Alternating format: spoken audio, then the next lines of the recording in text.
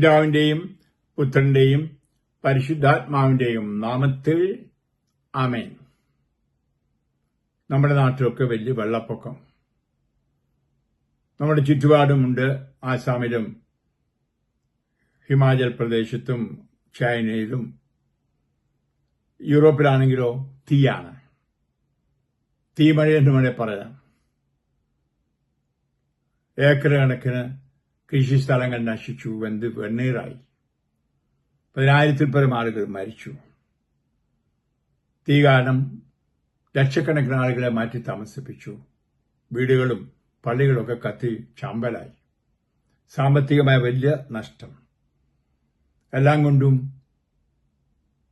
മനുഷ്യൻ തകരുകയാണ്, നശിക്കുകയാണ്. കേരളത്തിലും അത് തന്നെയല്ലേ? മാറി മാറി ചൂട് വരുമ്പോൾ ഭയങ്കര ചൂട്, ഉഷ്ണം സഹിക്കവയ്യാത്ത ഉഷ്ണം. മഴയങ്ങോട്ട് വന്നാൽ വെള്ളപ്പൊക്കം, കെടുതി. ഇതൊക്കെ നമ്മളെ ചിലതൊക്കെ പഠിപ്പിക്കുകയല്ലേ? ഞാൻ ഒരു സന്ദേശം ഉണ്ടെന്നാണ് പറയുന്നത്, ഒരു അടയാളം പറയുകയാണ്. ഇന്നത്തെ അടയാളങ്ങൾ തിരിച്ചറിയണം. നമുക്കറിയാം സോഡോം ഗൊമോറയെ പറ്റി. ഭയങ്കര തീമഴ പെയ്തതിന് കാര്യം അത് സോഡോം ഗൊമോറയെ പറ്റി പറഞ്ഞിരിക്കുന്ന ഭാഗങ്ങൾ കേട്ടാൽ നമുക്ക് കാണാൻ സാധിക്കും. 18-ാം അധ്യായം ഉൽപ്പത്തി പുസ്തകത്തിൽ ദൈവമായ കർത്താവ് അബ്രഹാത്തിന് പ്രത്യക്ഷപ്പെട്ടു. വഴിവെച്ച് പറഞ്ഞിരിക്കുന്നു, സോഡോം ഗൊമോറയ്ക്കെതിരായുള്ള നിലവിളി ഗൗരവമുള്ളതാണ്, അവരുടെ പാപങ്ങൾ വലുതായിരിക്കണം. അപ്പോൾ നമുക്കറിയാം, അവിടെ നിന്നുകൊണ്ട് അബ്രഹാം യാചിച്ചു. 50 പേര്, 45 പേര്, 40 പേര്, 30 പേര്, 20 പേര്, 10 പേരുണ്ടെങ്കിൽ ക്ഷമിക്കയില്ലേ എന്ന്. കാരണം യാചിച്ചുള്ള മധ്യസ്ഥ പ്രാർത്ഥന. 10 ഇല്ലായിരുന്നു. ഒരു കുടുംബമേ ഉണ്ടായിരുന്നുള്ളൂ, ലോത്തിന്റെ കുടുംബം. ആ ലോത്തും ഭാര്യയും 2 പെണ്ണുങ്ങളും ഇപ്പം മക്കള് 4 പേരേ ഉണ്ടായിരുന്നുള്ളൂ. ഒടുവിൽ നമുക്കറിയാം, അത് ആകാശത്ത് നിന്ന് തീ വീണ് അതെല്ലാം നശിച്ചുപോയി എന്നാണ്. അത് ഇന്ന് നമുക്കറിയാം, ഭൂഗർഭ ഗവേഷണത്തിലൂടെ മനസ്സിലാക്കിയിട്ടുണ്ട്. ഏതോ അത് ആകാശത്ത് നിന്ന് വീണ ഉൽക്ക വന്ന് നശിപ്പിച്ചതാണ് എന്ന്. എന്തുമാവട്ടെ, ആ നാശം ഭയങ്കരമായിരുന്നു. നമ്മൾ വായിക്കുന്ന ഉൽപ്പത്തി 19:28, അബ്രഹാം സൊഡോമിനും ഗൊമോറോയ്ക്കും താഴ്വര പ്രദേശങ്ങൾക്കും നേരെ നോക്കി. തീച്ചൂളയിൽ നിന്നെന്ന പോലെ ആ പ്രദേശങ്ങളിൽ നിന്നെല്ലാം പുക പൊങ്ങിയിരുന്നു. ഇന്ന് യൂറോപ്പിൽ കാണുന്ന തീ അതാണ്. ഞാൻ ഇംഗ്ലീഷ് അതേപ്പറ്റി ഒരു വീഡിയോ ഇറക്കിയിട്ടുമുണ്ട്. ആ കൊടും തീ വരും, നരകം പോലെ നമുക്കും തോന്നിക്കാറുണ്ട് കേരളത്തിൽ, അല്ലേ? പ്രിയപ്പെട്ടവരെ, നമ്മുടെ കേരളത്തിലെ സ്ഥിതി എന്താണ്? നമ്മുടെ ജീവിത രീതി എന്താണ്? നമുക്ക് നോക്കാം, എന്തായിരുന്നു ഈ സോഡോം ഗൊമോറയുടെ തെറ്റ്. അത് ഞാൻ വായിക്കുന്നത് എസെക്കിയേൽ പ്രവാചകൻ 16:49. നിന്റെ സഹോദരിയായ സോഡോമിന്റെ തെറ്റ് ഇതായിരുന്നു: പ്രൗഢിയും ഭക്ഷ്യസമൃദ്ധിയും സമാധാനവും സ്വസ്ഥതയും ഉണ്ടായിട്ടും അവളും അവളുടെ പുത്രിമാരും നിർധനരെയും അഗതികളെയും തുണച്ചില്ല. അവർ ഗർവിഷ്ഠരായിരുന്നു. എന്റെ മുമ്പിൽ അവർ മ്ലേച്ഛതകൾ പ്രവർത്തിച്ചു. അത് കണ്ട് ഞാൻ അവരെ നിർമാർജനം ചെയ്തു, നശിപ്പിച്ചു എന്ന്. പല പല കാര്യങ്ങളാണ് പറഞ്ഞിരിക്കുന്നത്. ഒന്ന്, അഹങ്കാരം. അത് കേരളീയരാ നമ്മൾ യൂറോപ്പിലോ അമേരിക്കയിലോ ഗൾഫിലൊക്കെ പോലെ ജോലി ചെയ്ത് വിദേശ പണം കിട്ടി അഹങ്കരിച്ചു, ഗർവായിരുന്നു. എന്ത് വലിയ വീടുകളും പണിത്, 4-5 നിലകൾ, കുളം, വലിയ ലക്ഷൂരീസായ 10-15 മുറികൾ. ഇപ്പൊ അതെല്ലാം ചുമ്മാ കിടക്കുകയാണെന്ന് നമുക്കറിയാം. ആളില്ലാത്ത വീടുകളായി മാറി ഇന്നതൊക്കെ. കത്തോലിക്ക സഭയിലോ വലിയ ബ്രഹ്മാണ്ഡമായ കോടികൾ ചെലവാക്കിയ പള്ളികൾ അല്ലെങ്കിൽ സ്ഥാപനങ്ങൾ അഹങ്കരിച്ചു. ആധ്യാത്മികമായിട്ടും ക്രിസ്ത്യാനികൾ അഹങ്കരിച്ചു. പുണ്യവാന്മാരുണ്ട്. ഞങ്ങൾക്ക് വലിയ പള്ളികളുണ്ട്, ഞങ്ങൾക്ക് ഒത്തിരി വിശ്വാസികളുണ്ട് എന്നൊക്കെ പറഞ്ഞു ഒത്തിരി നമ്മൾ അഹങ്കരിച്ചു. ആത്മീയ തലത്തിൽ അഹങ്കരിച്ചു, ഭൗമിക തലത്തിലും അഹങ്കരിച്ചു. എന്നിട്ട് പറഞ്ഞിരിക്കുന്നത് എന്ത്? ഇതെല്ലാം ഉണ്ടായിരുന്നു, സമൃദ്ധിയെല്ലാം തമ്പുരാൻ തന്നു. തമ്പുരാനെ നന്ദി എന്ന് പറഞ്ഞ് തമ്പുരാനെ ഓർത്ത് ജീവിക്കാൻ ആരും ശ്രമിച്ചിട്ടില്ല. എളിമയിലും ശാന്തതയിലും ഉള്ളത് മറ്റുള്ളവർക്ക് പങ്കുവെച്ചുകൊണ്ട്. അതാണ് പറഞ്ഞിരിക്കുന്നത്. നിർധനരെയും അകലുകളെയും തുണച്ചില്ല. അവർ ഗഡ്വിസ്റ്റർ, അഹങ്കാരി. എന്തൊരു അഹങ്കാര കേരളത്തിലെ ആളുകളെ പറ്റി പറഞ്ഞാൽ. ഈ വക്രതയും എല്ലാം കാണിച്ചുണ്ടാക്കിയ പണമുള്ളവരും എന്ത് ഗമേല നടക്കുന്നറിയാമോ? എന്നാൽ അവന്റെ ഉള്ളില് ഉള്ള ആ തിന്മയൊന്ന് കണ്ട് എന്റെ കർത്താവേ കരുണയായിരിക്കും എന്ന് പറയുന്ന എത്ര പേരുണ്ട്? പ്രിയമുള്ളവരെ പറയാണ്, അവർ മ്ലേച്ഛതകൾ പ്രവർത്തിച്ചു. സൊഡോം ഗൊമോറയിലെ മ്ലേച്ഛത വായിക്കണമെങ്കിൽ നിങ്ങൾ വായിക്കണം 19-ാം അധ്യായം ഉൽപ്പത്തി. സൊഡോം ഗൊമോറയിലെ മ്ലേച്ഛത നമുക്കറിയാം. ആണിനെ കെട്ടിയും പെണ്ണ് പെണ്ണെ കെട്ടിയും.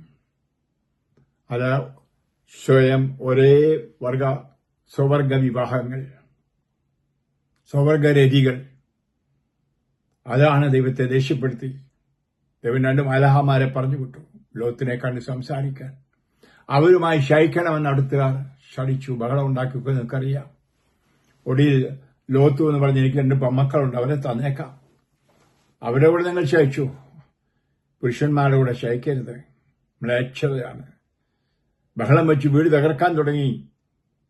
അപ്പോൾ അവര് അന്ധരായതൊക്കെ നിങ്ങൾ വായിക്കാൻ കഴിയും. ഇന്ന് ലോകത്തിൽ അതല്ലേ LGBTQ അഴിച്ചുവിട്ട വൃത്തികേടുകളല്ലേ നടക്കുന്നത്. കഴിഞ്ഞ 2-3 ദിവസം വായിച്ചു. അതായത് ഓട്ടോറിക്ഷ പോയ പെണ്ണുമായിട്ട് പ്രേമമായിട്ട് ഭാര്യയെ തൊഴിച്ചു വീണു. അല്ലെങ്കിൽ കൊച്ചുകുട്ടികളെ വളരെ മൃഗീയമായി പീഡിപ്പിക്കുന്നത്.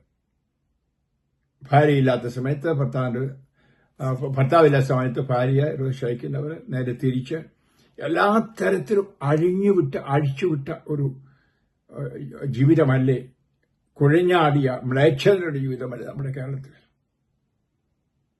ഞാൻ പലപ്പോഴും പറഞ്ഞിട്ടുണ്ട്, ഒരുപക്ഷെ ഭൂപടത്തിൽ നിന്ന് തന്നെ കേരളം അപ്രത്യക്ഷമാകുമെന്ന്. വെറുതെ പറയുന്നതല്ല, ഇതൊക്കെ കണ്ട അടയാളങ്ങൾ കണ്ടുകൊണ്ടാണ്. പ്രിയപ്പെട്ടവർ, നമുക്ക് അതെ ഇവിടെയാണ് ഒരു മാറ്റം. ഈ പ്രകൃതി ദുരന്തത്തിന്റെ എല്ലാം പിന്നിൽ ഇതെല്ലാം കാണുന്ന ഒരു ദൈവമുണ്ട്. ഈ അടയാളം തരുന്നത് എന്തിനാണ്? നമ്മളെ നശിപ്പിക്കാനല്ല. നമ്മൾ മാനസാന്തരപ്പെട്ട് അവിടുത്തെ ഹിതം അനുസരിച്ച് ജീവിക്കുവാനായിട്ടാണ്. പ്രിയപ്പെട്ട ദൈവത്തിന്റെ സ്വന്തം നാടെന്ന് പറഞ്ഞ കേരളം ഇന്ന് പിശാചിന്റെ സ്വന്തം നാടായി മാറിയില്ലേ?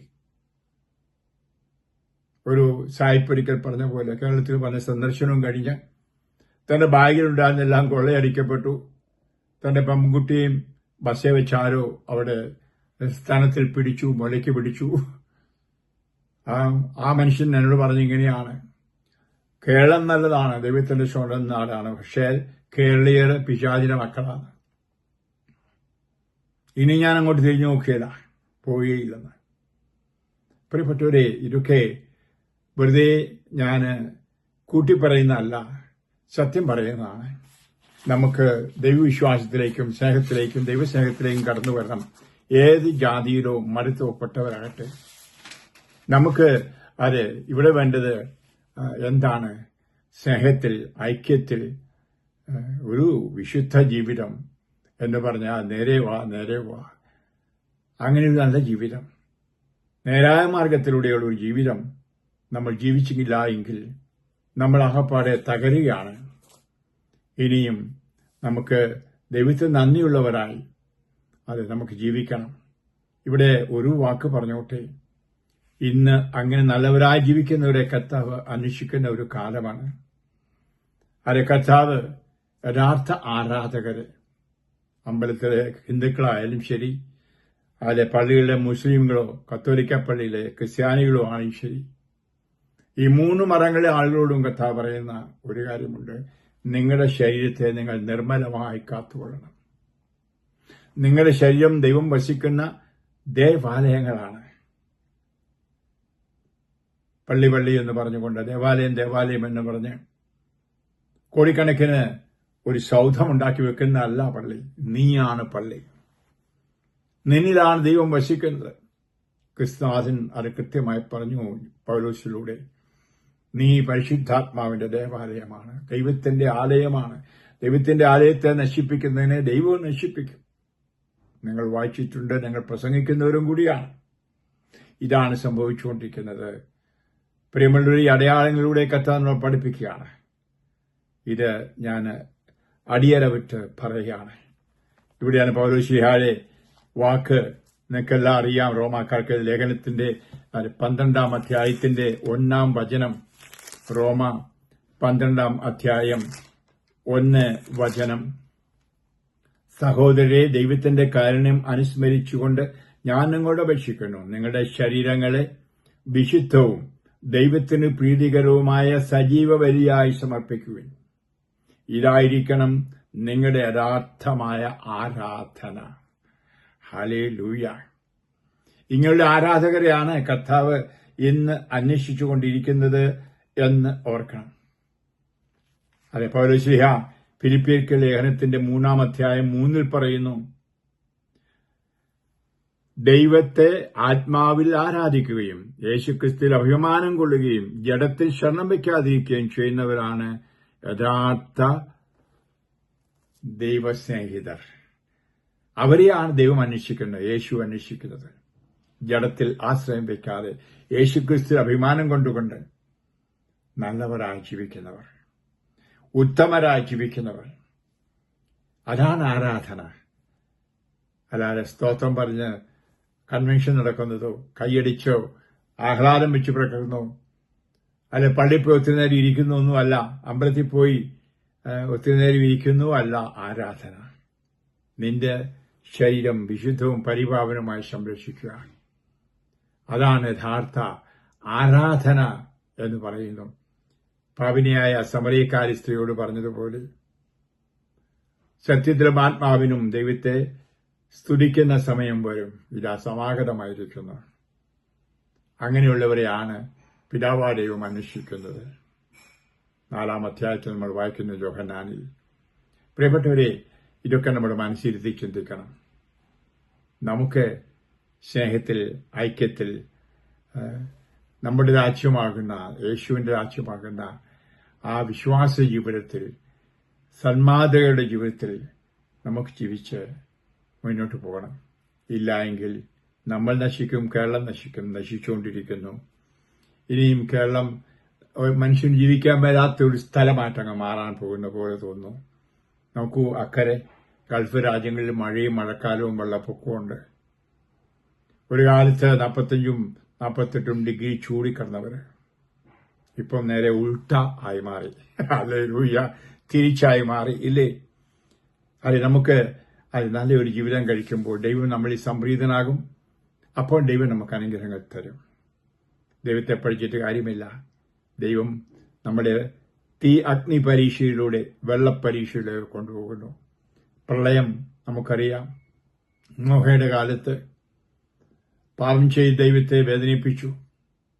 അത് പാപം മുഖാന്തരം, വേദന മുഖാന്തരം പറഞ്ഞത്, ഒരു കുടുംബം മാത്രം, മൂശയുടെ കുടുംബം മാത്രമേ ഞാൻ കാണുന്നുള്ളൂ നല്ലവരായി. നമുക്കറിയാം, വെള്ളപ്പൊക്കം വന്ന് മുഴുവനും നശിച്ചു. ആ ഒരു കുടുംബം മാത്രം രക്ഷിക്കപ്പെട്ടു. പ്രിയമുള്ളവരെ, ഇതൊക്കെ ചിന്തനീയമാണ്. ഞാൻ ചിന്തയ്ക്കും നിങ്ങളുടെ ധ്യാനത്തിനും വേണ്ടി തരുന്ന ആശയങ്ങളാണ്, വെറും ആശയങ്ങളല്ല. ഈ ആശയങ്ങൾ നിങ്ങളിൽ മാംസം ധരിക്കണം. നമ്മൾ പുതിയവരായി മാറണം.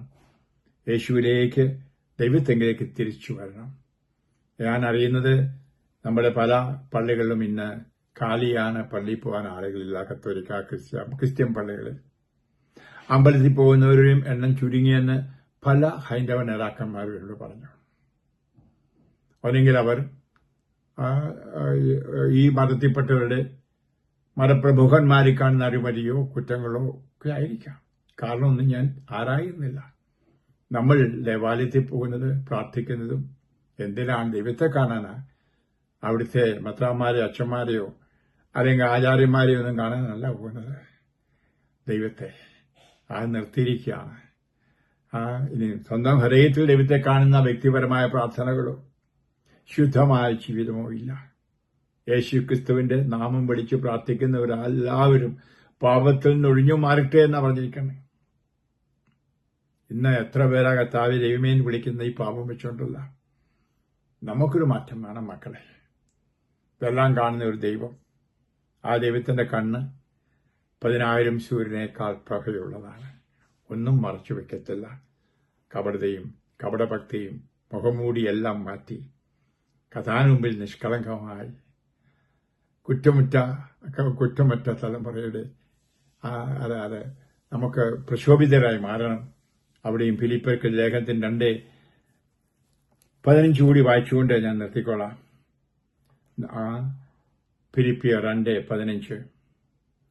അങ്ങനെ നിങ്ങൾ നിർദോഷകരും നിഷ്കളങ്കരുമായി തീർന്ന് വഴി പിഴച്ചതും വക്രതയുള്ളതുമായ തലമുറയുടെ ഇടയിൽ കുറ്റമറ്റ ദൈവമക്കളാകട്ടെ.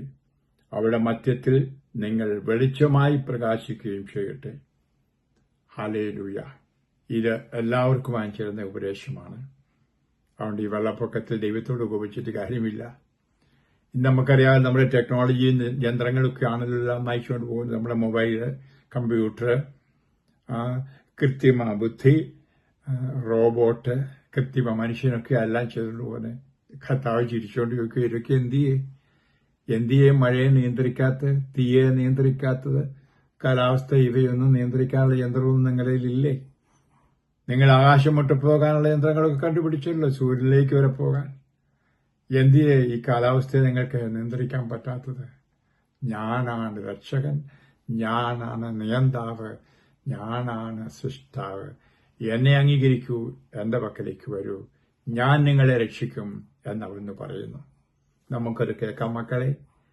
ലോകത്തിലുള്ള എല്ലാറ്റും ഉപരിയായി ദൈവത്തിൽ വിശ്വസിച്ച്, ദൈവത്തെ സ്നേഹിച്ച്, ക്രിസ്ത്യാനികളെ യേശുക്രിസ്തുവിനെ ഏകരക്ഷകനായി സ്വീകരിച്ച് യേശുവിനോട് ഒട്ടിച്ചേർന്ന് നിങ്ങൾ ജീവിക്കൂ. കാറ്റിലൂടെ പോകുമ്പോൾ, അല്ലെങ്കിൽ പിഷറിലൂടെ പോകുമ്പോൾ, അല്ലെങ്കിൽ വെള്ളപ്പൊക്കത്തിലൂടെ പോകുമ്പോൾ നിങ്ങൾക്ക് പതറേണ്ട ആവശ്യമില്ല. നിങ്ങളുടെ കരങ്ങൾക്ക് അവൻ പിടിച്ചിട്ടുണ്ടായിരിക്കും. വെള്ളം നിങ്ങളെ മുക്കിക്കൊള്ളില്ല, തീ കത്തിച്ചു കൊള്ളില്ല. ഇല്ല, രക്ഷകനായ കർത്താവ് കരങ്ങൾക്ക് പിടിച്ച് മകനെ മകളെ എന്ന് വിളിച്ചുകൊണ്ട് കൂടെ നടക്കും. അവൻ എമ്മാനുവൽ ആണ്. കർത്താവ് നിങ്ങളെ ആശീർവദിക്കട്ടെ, അനുഗ്രഹിക്കട്ടെ. പിതാവിന്റെയും പുത്രന്റെയും പരിശുദ്ധാത്മാവിന്റെ നാമത്തിൽ ആമേൻ, ആമേൻ, ഹല്ലേലൂയ.